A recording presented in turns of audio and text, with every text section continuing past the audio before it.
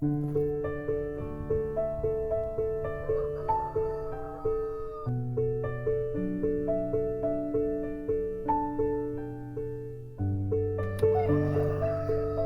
morning.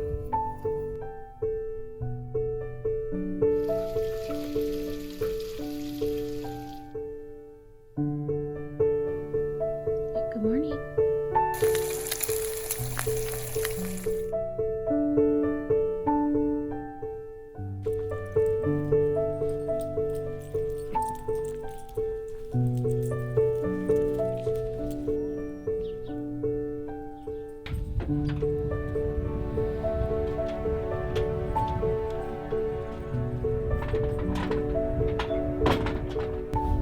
Hello, friends. Today is my mother's birthday. She would have been 71. That's kind of crazy to think about. My mom died when I was 15 years old, and I think about it a lot, especially this year. And grief is kind of funny because you think, oh, I've reached this new level of kind of understanding of where I am in the grief process, and I think I'm in this new space. Lately I find myself in a space of grief that's very metaphorical. I wonder what it's like to be an adult woman with a mother that is alive. It's something I don't know and I won't know. Some people go their entire lives without a mom, and I think because grief is so different for every person, maybe they'll have moments like I do and maybe they won't. But as we're out here on our farm, gearing up, getting ready for the garden, talking about getting our dairy goats, I do have these kind of pangs of wishing my mom was here.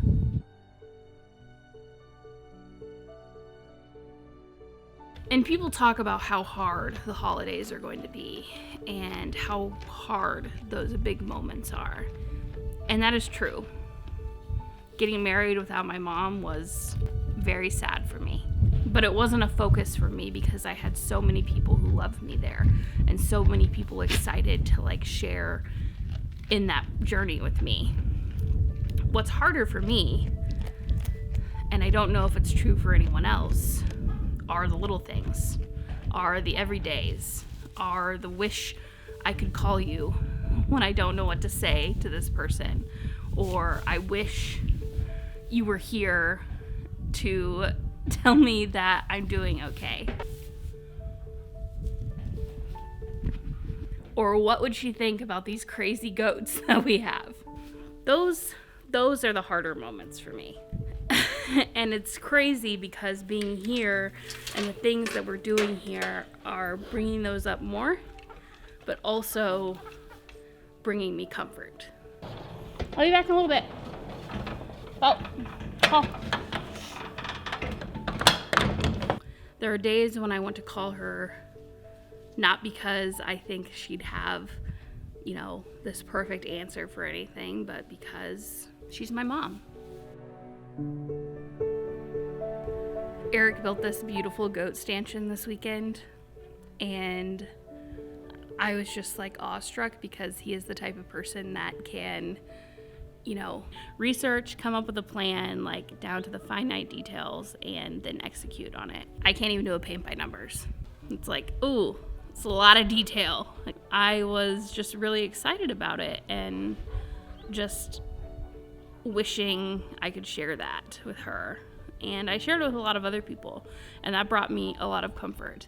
But there's just something different, about that. I had this, kind of deep pang of pain or sadness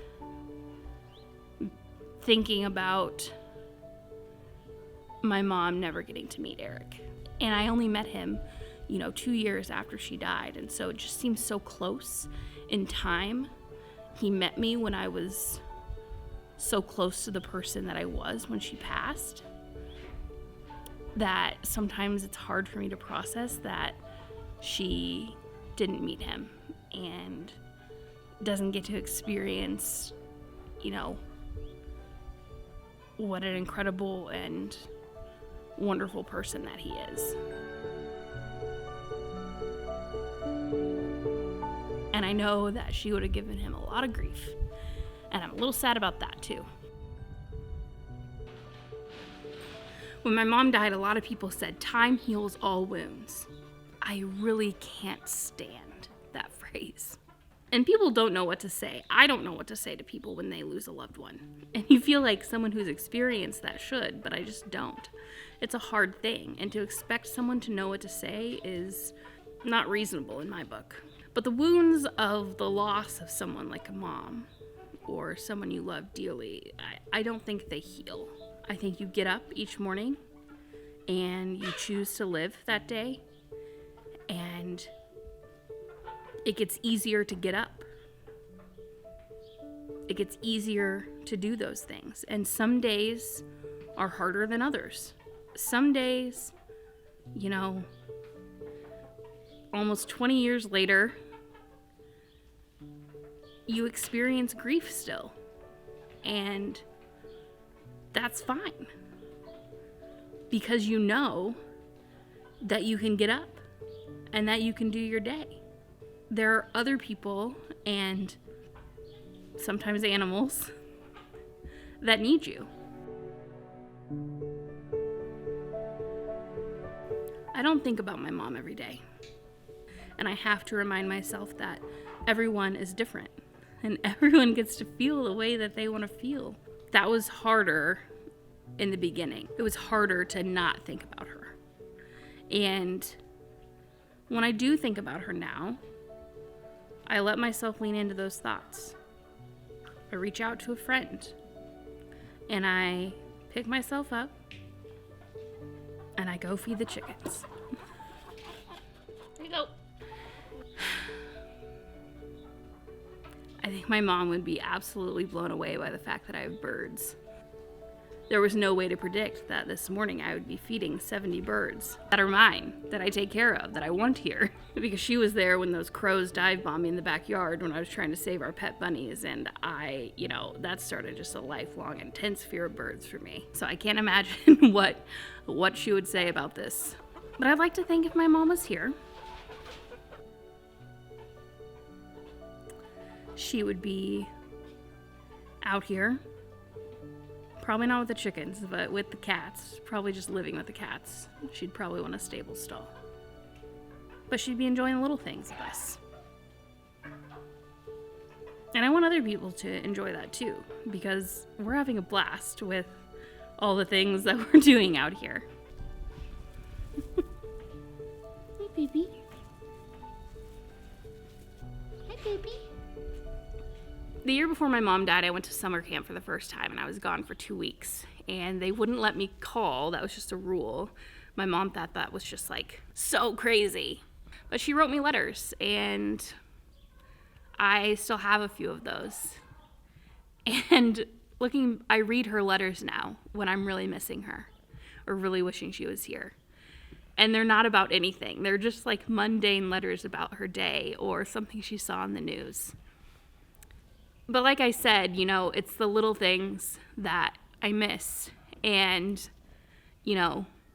kind of hanging on to those small things is something that is really precious to me. So I thought this morning, while I do the chores, I could read a letter from Mom. Again, it's not much about anything, but it's sometimes everything to me. If you are someone who has lost someone special to you, I hope that Kitty. If you're someone that's lost someone special to you, I hope that you will find comfort in that you're not alone.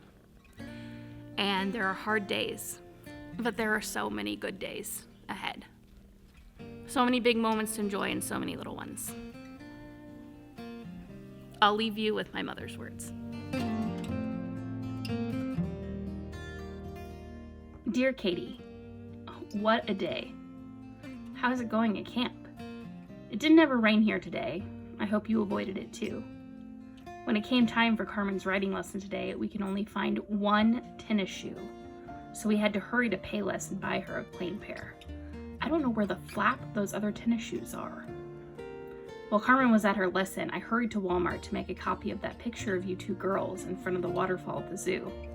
Somehow, when I got back to pick Carmen up, I didn't have the enlargements, and I had no idea what I did with them. We went back to Walmart, and they had them. I guess someone turned them in because I hadn't even paid for them. Maybe I am nuts. LOL. Your dad went to work at 4:30 this morning and came home about 4 this afternoon. It seemed weird with him being here. I went and got him a paperback to read so he wouldn't go crazy sitting around here. Carmen loved her class. She now knows how to clean a horse's hoof. I suppose that could come in handy. LOL. I've got the price list for lessons so you can take some when you get home. I bought your dad a watch today. He can take it back if he wants the one just like the one he had. I've started collecting stuff for your garage sale, though I don't really think you can get it done before your birthday. We'll see. I don't know how we accumulate so much junk. It probably isn't junk to start out with, but living in this house, it turns into junk. I got a journal for you to write in while you're at camp. I'll mail it tomorrow. Well, you can write in it any time, but figured it might be something to do in your spare time. Maybe you could do some poetry while you were there. The dogs are doing fine. I've got to find a smaller pen for them to sleep in at night and leave in the house. Maybe garage sailing will be good this week. Carmen just went to bed, so I guess I'll go turn everything off upstairs and take my meds. Hope you're having a good time. We miss you. Carmen says you're gone too long. Love you. Mom.